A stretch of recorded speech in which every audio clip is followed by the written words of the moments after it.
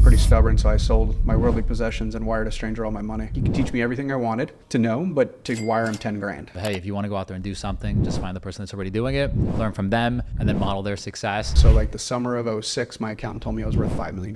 And then it all disappeared in a matter of 6 months. Welcome to the Goldbar Podcast, where we speak with some of the most successful real estate agents, investors, and business professionals in the world. My name is Juan Carlos Baronecci, and I was able to build my real estate business to the point where it makes me more than $500,000 a year working 100% virtually from home. If your goal is to close more deals and build a real estate business that brings you wealth, happiness, and peace, then this podcast is for you. Welcome back to another episode of the Goldbar Podcast. I'm your host, Juan Carlos Baronecci, and on today's episode, we have the one, the only, Leo Pareja. Leo, what's going on, brother? How you doing? I'm doing good, man. Listen, I'll take us back to our origin story. We met about a year ago, right here, right around this time during the NBA's final season. And when we started speaking, I was very intrigued by your entire journey. There's a lot of people that get to success in many different routes and many different ventures, but you haven't been successful in one field. You've been successful in different startups and different adventures that you've taken. So I want to go ahead and just take some time to tell the audience on who you are and what you do, and just give everyone a little background in terms of who is Leo. Well, while we unpack it, I'll be sure to be very transparent, because I feel like when you read a resume or you get an introduction somewhere, it's like this finished product that is very unrelatable and unattainable, versus it's more like this, right? Yes. So there's starts and stops and peaks and valleys, and my story's no different. So let's start with your story. You started off in real estate. How did that happen? I actually give a lot of my journey to luck, to the universe, and I feel lucky that I found real estate younger than most, right? And you found it younger than most, because most people come to our industry as a second or third career. I happened to fall in love with it in college. And then in college, you were what were you studying for? I have a graphic design degree. I was actually going to go into tech. Really? Okay. And it happened, I went to college in the year 2000, and my freshman year of college, the degrees I was studying to get imploded with the tech bubble blowing up. And so the jobs I would have wanted to go get, making $150,000 back then was big money, just disappeared. So, the companies I was hoping to work for were like WorldCom and AOL, and these companies that imploded in the early 2000s. And then after that, you were kind of like, all right, let me start looking at something else, or what happened there? So I actually took an entrepreneurship class my sophomore year and wrote a business plan on what it would cost to start a graphic design firm. And it was about $400,000, because back then you had to buy hardware and servers. It was going to be about a 2.5, 3 year process to get to break even. And then I read a book by Robert Kiyosaki called Rich Dad Poor Dad that kind of, growing up in a very traditional household, no one had ever spoken to me about leverage of people, time, or money. And I kind of got obsessed with all things real estate. It's one of those books that's kind of like hits you in the face and you just wake up.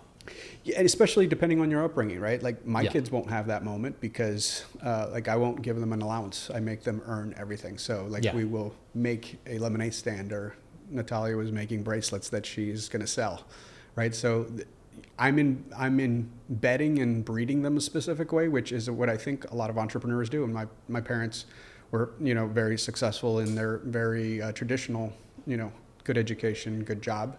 But unless you were raised around the concepts of leverage, you're just not aware of it. Have you ever read the book Four Quadrants by Robert Kiyosaki? I read everything he's ever written. Cool. So I love that entire concept. We get to that later, from the employed to the self-employed to the business to the investor. We see a lot of real estate agents nowadays kind of following the whole, I call it the hamster wheel. So that's kind of an interesting concept to go down to. But you get into real estate. You start off buying property, right? You were doing it more of an investment, or? So I read a lot about investors, and that's what I wanted to be. And I found a mentor. I'd asked somebody to mentor me. They actually flat out turned me down. I offered to work for free, and they still turned me down. But he said, if you're serious, call this guy. And I called this guy, and he told me that he could teach me everything I wanted to know, but to wire him 10 grand. And I was 19, freshman in college. And I said, that's not possible. I don't have the money, but I'm pretty stubborn. So I sold my worldly possessions and wired a stranger all my money without telling my friends or family.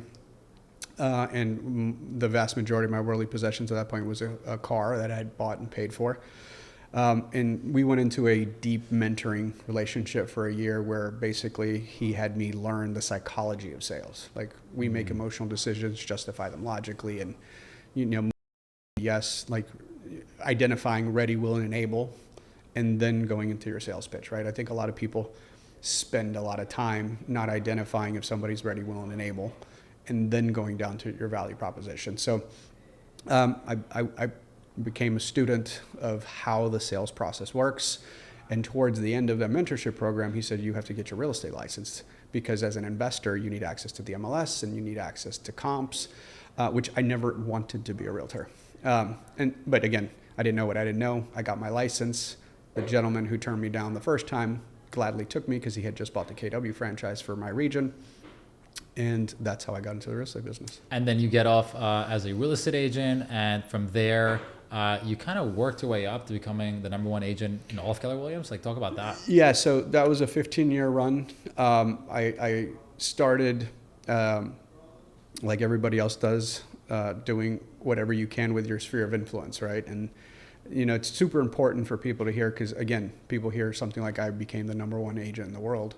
Well, I started selling when I was 20 years old and couldn't grow facial hair, and people thought I was 15. So, I always say, play the hand that you're dealt in the season of life that you're in. And for me I was a college student. I got in an argument with my landlord. I spoke to the broker and he said, why don't you get pre-approved, see what you can qualify for. I didn't think I could buy, but I had bought and paid that car off, so I had great credit. I did a non-occupant co-borrow with my dad as an FHA loan. And I told my dad that I needed to borrow 3% for 8 hours. I negotiated the purchase price. I got the seller to pay all the closing costs. My dad gave me the money in the morning. I went to the closing. I got my commission and I paid my dad back. And I rented out 3 rooms for $500 a piece, realized I no longer had a housing payment, and said, holy shit, this is what I'm doing with the rest of my life. So that summer, I sold 11 houses to my fraternity brothers with one little script I wrote. I only had one transaction under my belt, which was my own. I said, let me show you how to pay for your kids' housing. And, I did all that in 2002. And so by the time we all graduated, everyone sold their houses at peak market between 2004 and 2006. That was a nice little payday for you. And them. Yeah. So, I always talk about that little voice inside your head that tells you you're too short, you're too fat, you're too young, you're too old, you're too this, you're too that, right? It's unfortunately mostly the program you might have gotten in your surroundings, but that's the only thing that holds you back, right? So it doesn't matter what market I'm in, what country I'm in, what state I'm in. I always hear, well, but here it doesn't work. I'm like, no, you just, if I could sell someone a house without facial hair, when I looked 13 years old, you can sell them a house with 7% interest rates, because I did too. But now your strategy as a real estate agent, it wasn't to go tackle commercial. You didn't do any luxury. You went all volume. Like, talk about the strategy you used to go from just selling college rentals to going out there and becoming #1. Yeah, so it's interesting because I became quote unquote successful rather quickly. Like, in the first year of being in the business, I was top of my office, ranked in the region, if you will. But it was interesting because even though I was doing like $20 million a year in volume, which back then was a big number, I saw the people at #1 or, through 10 and said that looked really unrealistic. Like, I was like, 300 deals is just, it's not in the realm of possibility. They're just different. They're special. They're this, they're that. And then the financial crisis happened. And I learned all kinds of lessons about money and leverage, not being over leveraged and giving stuff back, and a lot of crying and boogers. But when I realized, like, everything is temporary, like, and I'm super grateful for that lesson that early on in life, right? Not with a wife and kids. It was I learned that it's all temporary and it can all go away overnight, and to really be present in the moment. And that goes for like giving back, right? Like, I always said, when I have X, I will do Y. And then I realized that X could disappear in an instant, right? And so like the summer of 2006, my accountant told me I was worth $5 million. I had like 14 properties. I was 23. I thought I was God's gift to real estate, but I was just a creature of a market. right? I had a heartbeat and a license and slightly more hustle than the average person. And then it all disappeared in a matter of 6 months. And then that's when you kind of look at yourself in the mirror and said, okay, am I going to go do something else and quit like a lot of people did? Or is this the place I want to like plant the flag? And short version is I got on the phone and tracked down the top agents in the country that year and asked them if I could come visit. And like 6 out of 10 said yes, which one became a super kind of pivotal learning moment for me that I think the most successful people who accomplish the most are actually some of the most giving and approachable human beings I've ever met.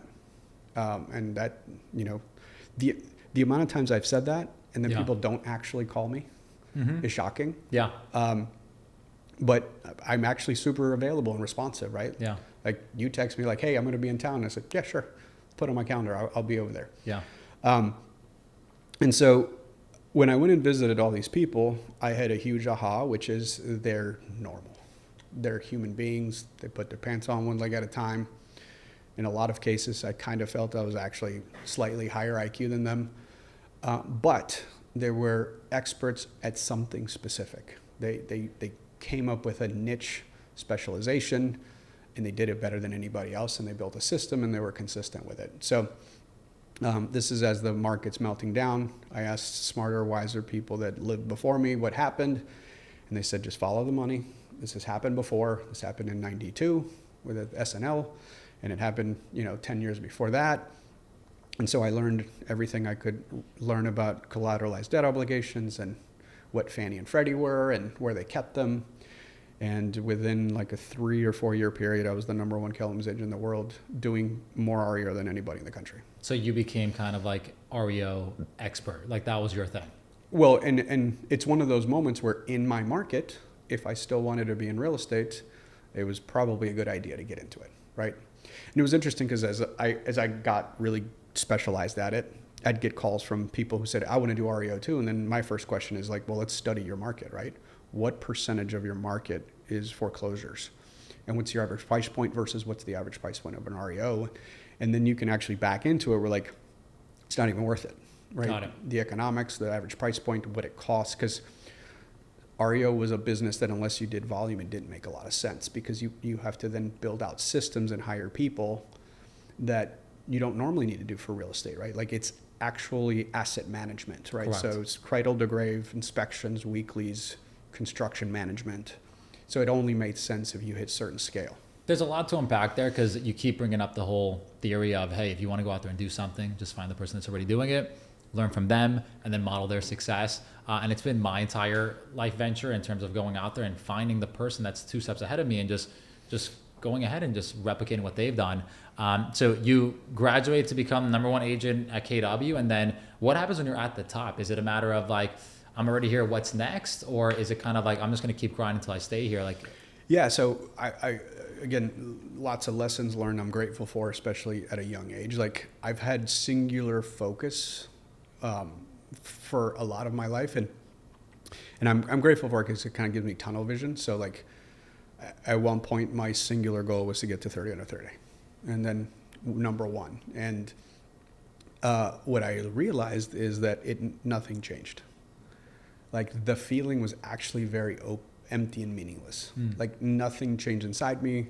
I didn't feel different. And from the business perspective, it actually wasn't my most profitable years, right? Because I was obsessed with a metric of units or volume, right? Versus net income, right? Or most time available, right? So those moments have like reminded me, it's truly the journey, not the destination. And it's all finite. At the end of the day, stuff comes and goes, and it's like, what experiences do I get to have with the humans I care about? Perfect. And now you graduate from real estate, we could call it. You kind of step out of the sales role. You now get into financing. How did that happen? So, I was the NARP's national president, pretty much just by happenstance. That's when I got very involved in the industry, and I had this somewhat informal role due to my proximity to the Capitol, where if Gary Acosta couldn't get on a plane overnight for a meeting, he would just send me and I would take notes. You were like the state representative in a way. Very informal. It just last minute. If they couldn't make it, they would send me. And again, I was in my 20s, so like very uncomfortable for me. Where I was like, "Are you sure it's okay if I go?" And he said, "Yeah, just take notes." And I found myself like in the White House with the comptroller of the currency and the head of FHFA and Fannie Mae and Freddie Mac and VA. 300 person, like all hands on deck meeting where they were designing CFPB and Dodd-Frank and QRM. And, I'm visibly uncomfortable. And all of a sudden someone would be like, "And what do the Latinos think?" And I was like, I was designated ombudsman for our entire people. So, I was in the room when I saw that finance laws were going to change, and I saw an opportunity, right? So, and I think life is 10% what happens and 90% how you react to it. And early on, again, dumb luck based on traumatic experiences early in my career. It's like we can cry and say, "Woe is me, life isn't fair," or it's like, okay, I think there's only two choices. Do you still want to do this? And if the answer is no, then go do something else, which is also a concept that I'm okay with. Like, it's okay to say you don't want to do this anymore. Correct. And two, if you want to do this, these are the rules and engagement, and I'm going to go win, right? Like, for me, it's super binary. What are like the four corners of the box? And I will go do that. I love it. And then what ends up happening with the finance company? I know you end up scaling it. What was the product itself? What was the service you offered? It was private lending for residential buy, fix, and flip investors, right? I saw that there was going to be a huge demand for houses to be fixed up, and I knew that with the TRID changes, you were not allowed to borrow money from banks anymore, period, full stop, right? So the ability to repay is a great thing that came from the financial crisis. Like, it should always be there, but unfortunately, it blocks out, every person who's going to buy, fix, and flip with no cash flow, right?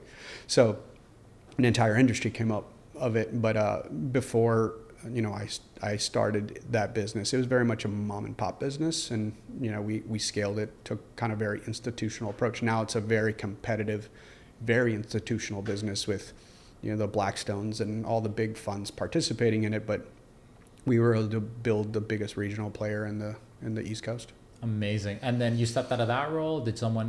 So I started. We built LOS technology from the ground up because it was a niche. So there was no product to go buy off the shelf. Okay. And while we were building that, we needed public record data, which led me down this conversation that I needed to acquire data. It was very clumsy and expensive and cumbersome. And Remind was born completely by accident, by necessity. And then we realized we could spin it out, and so I went to go focus on that. And for those that are listening, Remind is the next venture that Leo gets into, which is a software company that you ended up getting acquired with. So it actually was born out of like complete accident. And all my businesses were always born out of like eating my own dog food, right? Which now that I'm on the other side, I'm an exited founder a couple times. My wife and I invest in startups, and we advise startups. That's probably the most important ingredient for me. It's like domain expertise. I feel like we just went through a 10 or 15 year run in startup coolness that is very much no longer nearly as cool as it was, because it was all about raising big rounds and just talking the talk versus like, do you have product market fit? Is it a scalable business with interesting margin? Is it defendable from competitors? And kind of like that truly bootstrap mentality that I think is what's the coolest thing about this country. But we went through this hyper growth, large round, like the epitome of like SoftBank just pouring stupid amounts of money into businesses that don't make financial sense.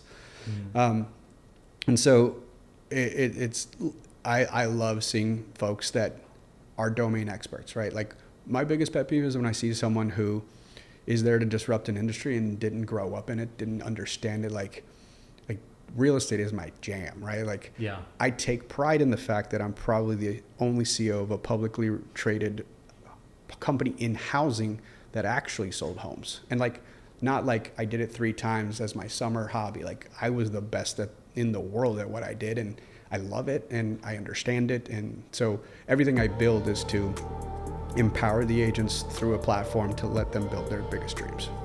Hey, Goldbar Nation, real quick. If you're a real estate agent stuck making between $0 to $100,000 per year and want to grow to more than $500,000 a year in gross commissions, all while still actually having a life, we'd love for you to check out our platform at goldbarcoaching.com, where we're helping hundreds of agents do the same.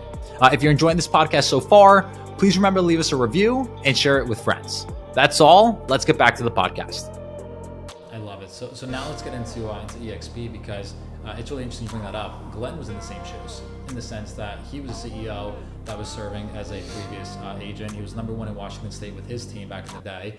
And now you're kind of taking over that role. And honestly, like, this is very new. Like, this just happened, what? The announcement was 2 weeks ago?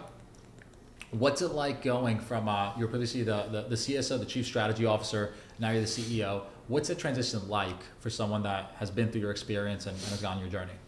So I think it's more external facing than what I did before. So day to day, I was very involved operationally, and I very much still am. So I would say that the folks that didn't know me, I may be a newer face to the company, but the folks who were internal or highly plugged in knew that I was very involved operationally.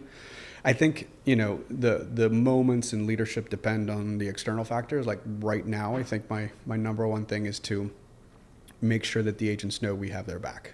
Like, we're about to go through probably the largest shift we've experienced in housing, period, in our functional lifetimes, right? So for people that don't understand, like, with what's going on with buyers and buy-side commissions and agency, the last time we had a shift this big was probably in the 90s with buyer agency. And so the one thing I'll tell everybody is this too shall pass. Historically, and at disproportionate rates, people choose to use agents. These are just facts. Single largest purchase of their life, on average 3 times, most expensive thing they'll ever do. And if you just kind of equate that to any other life decision, people choose to have professional representation. Correct. So what it'll look like in 24 months, no one actually knows. But what we can historically look at is it's saying having expert representation is something people want. And, from my specific seat where I sit, it's, we have your back. We have the capital and the infrastructure and the systems to scale and pivot to support whatever it is you guys actually end up needing, right? So I'm predicting 12 to 24 months of chaos and experimentation, just because that's like how things adjust. Like, the 2-year out is kind of really clear in my head that there'll be 2 or 3 different, 4 or 5 different models that work depending on your price point, your market, your personality, your business model. And from here to there, it could be messy and could be a couple hundred that people attempt. But I don't have to like be creative and picture it. I just look at the listing side, right? And the listing side, agents have been competing in a multiple vendor situation with different models and different value propositions with value, very structured presentations of you get this for that and I charge this for that. We just, on the buy side, haven't developed that muscle, and I expect us to very quickly. Correct. And now, where do you see the role of the agent being with everything that's playing out? Do you see them transitioning more into a listing side, learning the necessary skills that's actually required of them to go out there and sell property? Or do you see them adapting and just shifting their buyer models to go out there and build their business? I think it depends on the agent and their current business model. What I do know for a fact is over a 30-year period, the low side transaction count is roughly 4 million transactions between resale and new construction. And the high side is roughly 7 million. Right, so you can pinpoint, the last 2 peaks were 2021 and 2006. The last 2 valleys were last year and this year, and 2009, right? And previous to that was like 1995, right? So there is a floor because real estate is human condition, right? We fall in love, we make little people, we need more space, less space, death, divorce, and a couple promotions along the way dictate every move. Like, no one wakes up and goes, it's 2.5% today. It's a good day to move. It's like, we need more space because we're expecting another human, or my human passed away and I now live in a big house by myself, and this isn't functional or reasonable. So there is a floor, and then the max it tends to be a combination of supply and affordability, right? So I think there's three quotients to the math problem: supply, demand, and affordability. And I think what happens is you wake up and say, I need to move tomorrow, and you either buy or rent depending on what you can afford. Perfect. And now, in regards to just brokerages in general, how do you adapt with EXP being such a big company to everything that's happening over the next few years? That's probably the more interesting question, right? So I actually describe us as a platform that allows real estate entrepreneurs to build whatever size dream they want, right? So that means I get to serve multiple avatars, right? One is the statistical average agent who sells 6, 7 homes a year, maybe full-time, maybe part-time, to where I feel honored that I get to partner with the most productive teams in the world, right? Today, actually, on my way here, we just dropped our top 250 team awards and top 50 individuals in our global awards. But if I were to take our top 250 teams and isolate them, they have sold over 69,000 homes. Wow. They would be the 5th largest, most productive real estate company in the United States. Right, we're number one and by a huge margin. But what that tells me is, like, the smartest, most entrepreneurial business people want the tools to scale whatever size business they want. And the brokerage business is a tough business. It's a thin margin business. So back to your question, I think if some of the predictions on disruption are true, where there's commission compression, it's going to be harder to make money in this business. And the advantage of scale and a asset-light business model like the one we enjoy, there are legacy players that just don't have that, and so I've been since March 15th I've been getting calls from large independents. We had in Brokers LLC here in Miami. Claudia joined us last Friday, 500 agents, and wow. She's been in business for 20 years, family-owned business, but she said, hey, like, Miami's become a world city. I want access to a global platform. B, I just can't compete with the scale of the technology you offer. And now I have this global network of people to mastermind with and get best practices from. So the cool thing is, for someone like her and others who I'm talking to, they get to fold in something they've developed and built and kind of can reap this reward for all the hard work they've done by getting rid of fixed expenses and personal liability, handing that over to us and partner with us on top line revenue. So you're working with agents, team leaders, broker owners. What's the global platform at scale? What does that look like? So currently we're in 24 countries, and we slow down when the markets slow down on opening new countries, but we are the single largest platform on the planet that sells homes. Like, collectively, we sell over 500,000 homes in 24 countries. And I think we're just getting warmed up, right? So it's the flywheel network effect, where folks get to plug in and leverage a bigger platform than themselves. So, I just think our most interesting days are ahead of us. I know I spoke to Glenn about this a few years back, but there was always this concept that people have of a global MLS, where you could be in Paris, you could list a property there, and then immediately you have access to it right here in Florida, for example, to go out there and get compensated and sell a property over there. I know the software component isn't actually the biggest issue. It's more so getting and collecting the accurate data. Is that something that you have planned for the future, or do you see that being a reality? Or yeah, so yes, the answer is I have plans, and it is very much software as well. Just even like, if we were to give it an example, right? I can almost go to the NAR stuff. Like, it's funny when people say make a statement, and then I'm like, okay, how, right? Like, I'm not going to use a buyer's agent anymore. I'm like, okay, cool. How are you going to unlock that door? How are you going to fill out the contract? Like, there's just kind of SOP questions I would have. Like, you are free to use an attorney, but that costs an hourly rate, right? Have you ever hired an attorney to write a purchase agreement, right? There's just mechanical things that come with it. So for the international one, it's absolutely on our roadmap, but it's like, okay, what price are you seeing and where, right? Like, if you're logged in through a US ISP, do you see it in dollars? Or like, if you're in Mexico City, do you see it in pesos? Good question, yeah. Right, do we see feet? Do we see meters? So like, real-time conversion, and like, are we doing it pegged at a daily rate, a real-time rate, because currencies fluctuate. So I'm very in the weeds of how do you deploy that at scale. And then leveraging technology kind of brings us into AI. How is EXP integrating AI into their offering, what you're doing, everything? Yeah, so we've integrated AI into just about everything we do. So I mean, we have a full chat bot that has every, SOP and rule. Like you can log in right now and ask it how to write a contract in New York, which is different than Florida, and what broker you need to talk to. But I believe that the people that leverage technology will beat the people that don't leverage technology. I love it. I don't believe that one thing will change the world. Isolated, right? So I think it's a sequential process, right? I've sold real estate long enough that I remember filling out a three-page push hard agreement, like white, yellow, and pink, which you never saw. And then I remember sticking that into a fax machine that would most of the time eat it up and crunch it up because it was thin.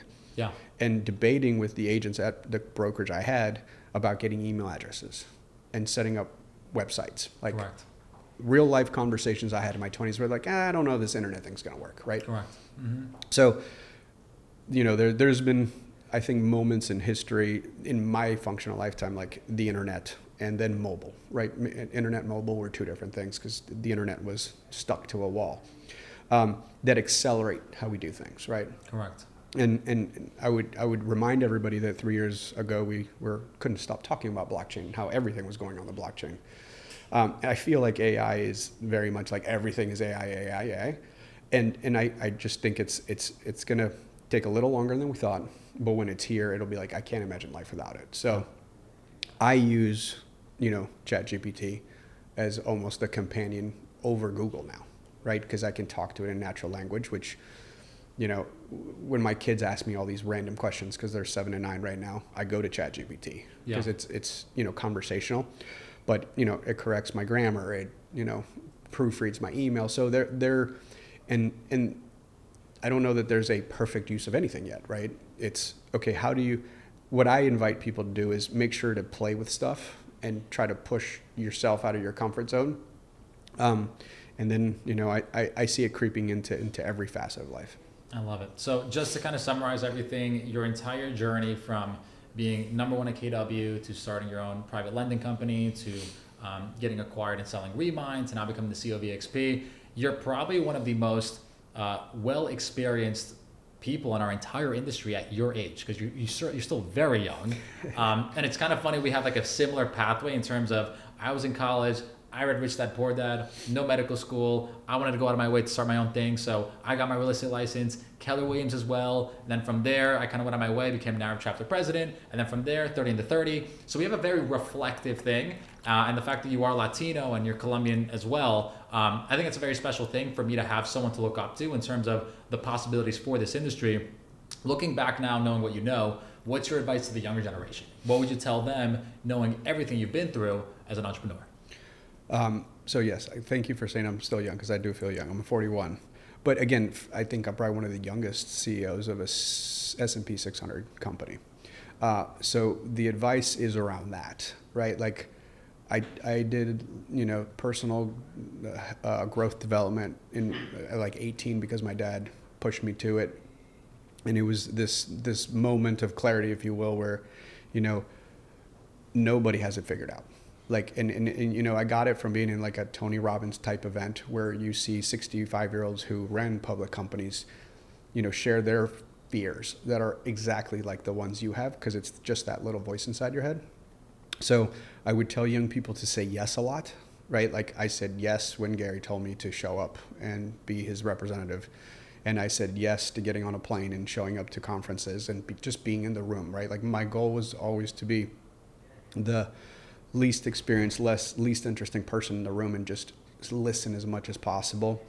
But what I do tell young people, and again, it could be controversial because I know that a lot of people think differently, but I think time and energy is your greatest weapon, right? When I was 20, 21, 22, I could work 12 hours a day, 7 days a week, and I did that for a decade, right? And I don't want to glorify hustle and grind because I think that was pretty toxic over the last decade, but in the sense that I didn't have little people that I would be ignoring and a partner that I would be ignoring. It was like that was the weapon I had, which was time and energy. And it allowed me to compress time. Like, I feel that in my 20s, I probably worked what people do in 2 or 3 decades. 2 or 3 decades, yeah. Right. So I was able to, to quote Malcolm Gladwell in Outliers, I was able to get to my 10,000 hours of mastery much faster than most people can. And if you look at, the top performing anything in life, sports, athletes, entertainment, right, they normally start much younger and do it in a more concentrated way. So I didn't just work 12 hours a day. I actually went to a lot of seminars and modeled and role played and studied it. And my language is very intentional. The way I say things and do things is very on purpose. My leadership style is tens of thousands of hours of practice, right? So I would not waste my youth, right? I heard a quote that as I've gotten older makes a lot more sense, which is, the youth is wasted on the young. And it's I'm so grateful for the luck part of my story, which is I fell in love with this thing early, and I had amazing mentors, right? Yeah. Who poured into me, and I just said yes. The one in particular who would just take me places, and it's if Mark invited me, I was going, right? Yeah. And he was the one who introduced me to the regional bank president when I wanted to borrow a big line of credit, and he co-signed me, right? And gave me that hands up. But what I can tell young people is, if you show interest and you show hustle and you show willingness, and since we're Latinos, ganas, right? You can actually, people who've made it in their career and journey, they love to pour into people like that, right? When you reached out and we had similar stories, I've always made myself available to you because I relate to your story. And true story, last time we went out to dinner with Ariana, she's like, oh, wow, he's ahead of you at your age, when you were on your journey, which is super cool because I have very high expectations of you, right? So, but when you can relate to another human being, whether it's backstory or otherwise, but to me, what I see in you is that same level of drive, right? I just never wasted my time in stuff that had no ROI in what I wanted out of life. Yeah, and just to kind of piggyback off that, I just downloaded an app. It's amazing, by the way. It's called Stoic, and it's a journaling app. But as soon as you open up your iPad or your computer or your phone, it tells you how many days you have left to live. And that to me is just such a whoa, And they're calculating it up to 90. So for me, it's kind of listen, I just turned 30. I have another decade in me for me to really go out there and just get more experience in what I want to do. And then from 40 to 50, I could just enjoy that skill set. And there's just so much to what we have going for us, which is time. And I tell everyone that's at this age of 20 years old and they haven't figured out life, and I'm that's okay. I'm 41. I don't think I figured it out. My dad's 82 and he hasn't figured it out, right? What I would say to people is there's seasons to life, right? And again, the one I'm grateful to luck is that I didn't waste the first one, because I just obsessed with getting as much information to make decisions, right? And now I'm in the season professionally where most people hope to get to, but my number one priority is my family. Yeah. Right. So as soon as I'm done here, I'm going to go pick up the kids from school and I'm going to take my son to jiu-jitsu, right? And there's no meeting scheduled that affect that. I'm going to go home, make dinner, and then I'm actually going to get back on calls. But there are parts of my journey that I'm not willing to sacrifice because I have my priorities straight. I love it. But if I had not worked as hard as I did to give me the leverage and position that I'm in right now, I would not be able to pour into my children and wife like I can now. Yeah. So just to kind of summarize, we have education, a huge importance on personal development, mentorship, coaching, just finding someone that has already reached your level of goals and just finding out what you could do to go out there and do that, and then setting up really good boundaries in place. Any last words of advice from anyone else listening to this podcast on how they could go out there and better themselves?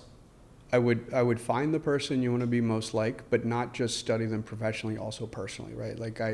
The amount of people that I early on thought were what I wanted to be had horrible personal lives and their kids didn't speak to them. So that to me is not winning. Yeah, I love that, man. How can people find you? Instagram's probably the best one. It's just my name, Leo Pareja. Leo Pareja, Leopareja. Perfect. We'll put everything else in the show notes so you can find Leo. Reach out to him. He's the CEO of eXp Realty. Very accessible, apparently, so don't be shy. And I'm your host, Juan Carlos Baronecci. I will catch you on the next episode.